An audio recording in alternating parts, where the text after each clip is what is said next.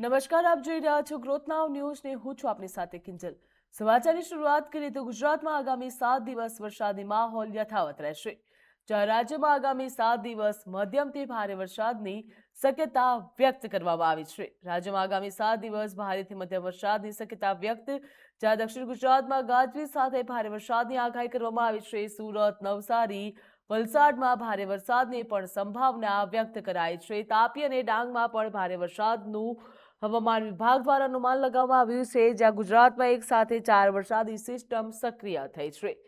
રાજ્યમાં વરસાદી માહોલ યથાવત જોવા મળી રહ્યો છે। દક્ષિણ ગુજરાતમાં ભારે વરસાદને લઈને એલર્ટ મોડ જોવા મળી રહ્યો છે। આગામી દિવસોમાં રાજ્યના અનેક વિસ્તારોમાં વરસાદની શક્યતા છે, જ્યાં ગુજરાતમાં મેઘરાજાની ધમાકેદાર બેટિંગ જોવા મળશે। 7 દિવસમાં વરસાદની આગાહી હવામાન વિભાગ દ્વારા કરવામાં આવી છે, જ્યાં ગુજરાતમાં 7 દિવસ વરસાદી માહોલ યથાવત રહેશે।